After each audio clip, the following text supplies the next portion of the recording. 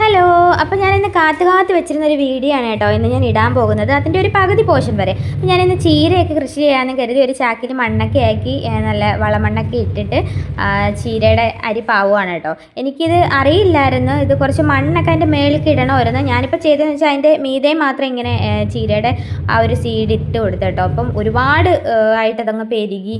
അപ്പോൾ എനിക്കിത് അറിയത്തില്ലായിരുന്നല്ലോ, കുറച്ച് ഗ്യാപ്പ് ഇട്ട് വേണമായിരുന്നു, നീളത്തിലും ആയിരിക്കണമായിരുന്നു. ഫസ്റ്റ് ടൈം അല്ലേ, അപ്പോൾ ആ ഒരു ഇൻട്രസ്റ്റിൽ നമ്മളങ്ങ് ചെയ്തു പോയി.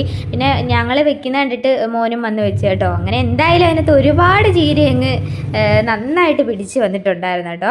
ഇതിപ്പോൾ ഞാൻ ഫസ്റ്റ് പാകുന്ന ഒരു ഇതാണ് കേട്ടോ. ഞാനിങ്ങനെ ഓരോന്നും എടുത്ത് വെച്ചിരുന്നു. എൻ്റെ ഇത് കുറച്ചൊക്കെ നഷ്ടമായി കേട്ടോ.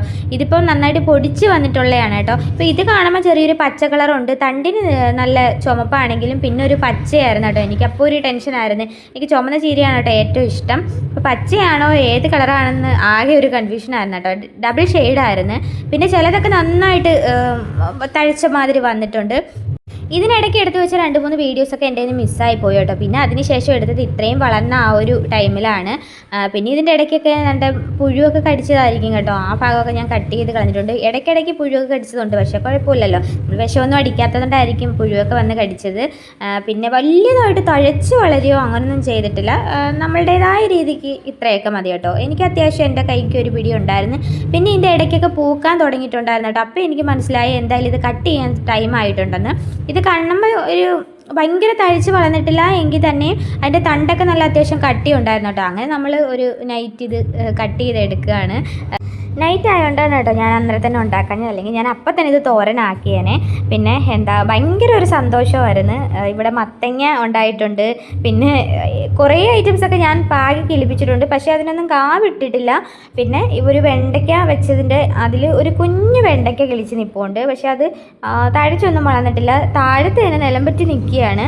പിന്നെ ഇതിലൊരു പ്രത്യേകതയുണ്ട് കേട്ടോ, എല്ലാം ഒരേപോലല്ല കിളിച്ച് വന്നിരിക്കുന്നത്. കുറേയൊക്കെ നന്നായിട്ട് പൊന്തി വന്ന് നല്ല ഹൈറ്റ് വെച്ചിട്ടുണ്ട്.